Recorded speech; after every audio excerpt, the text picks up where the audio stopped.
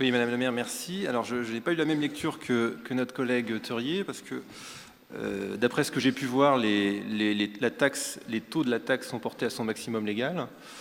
Et d'ailleurs, ça ne va pas s'en poser un certain nombre de problèmes, puisque Dieu se rit des hommes qui déplorent les effets dont ils chérissent les causes. On ne peut pas se plaindre d'un côté d'avoir une économie qui patine, et de l'autre, l'assommer de taxes dès qu'on en a l'occasion. C'est d'ailleurs la raison pour laquelle nous sommes assez circonspects sur le vote de cette délibération. Nous serons d'accord sur le caractère souvent agressif des publicités, qui sont nombreuses, implantées de manière désordonnée, souvent dépareillées, qui contribuent à une forme de pollution visuelle et qui font souvent l'horreur des entrées de ville. Mais j'aimerais profiter de cette délibération pour attirer l'attention du Conseil et de l'exécutif local, s'il m'écoute, sur une autre forme de pollution visuelle qui agrémente notre centre-ville ces dernières semaines. J'aurais pu évoquer ces nombreuses vitrines obstruées par des planches de bois. Allô ? Pour lesquelles malheureusement on commence à s'habituer à leur présence, ce qui est quand même très inquiétant et assez surréaliste.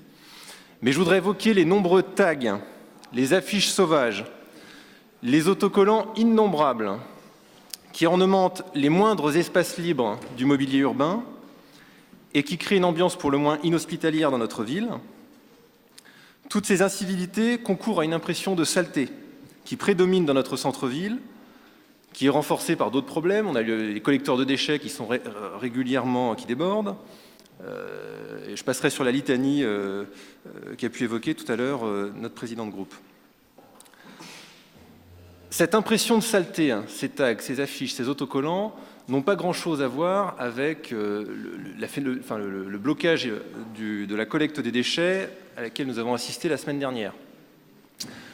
Alors je suis très déçu qu'il n'y ait pas eu de présentation PowerPoint pour le compte administratif, parce que j'aurais beaucoup apprécié vous faire une petite présentation PowerPoint d'un diaporama de photos que j'ai réalisé avec ma collègue Catherine Rolandin un samedi matin avant la fête de la musique, où nous avons pris 2 heures de notre temps pour aller nous promener dans le centre-ville et prendre en photo un certain nombre d'horreurs qui sont exposées à la vue des passants. Nous aurions pu prolonger la soirée avec une agréable soirée diaporama. Malheureusement, ça n'a pas été possible, je le regrette. Des vacances, oui. Dans la foulée des manifestations que nous avons connues, qui ont violenté notre centre-ville, dans la foulée de l'épisode du squat de la salle de la Cité, nous avons tous convenu qu'il était nécessaire de passer à autre chose pour notre ville.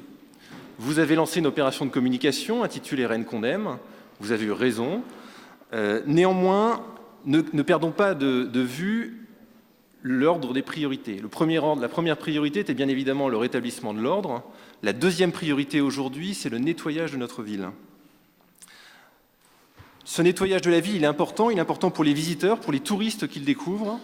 Il est important parce que notre centre-ville est le cœur économique, et nous le rappelons ici souvent, de notre agglomération. Et il est important parce que c'est le lieu de vie central où se passent tous les grands événements qui attirent les Rennais.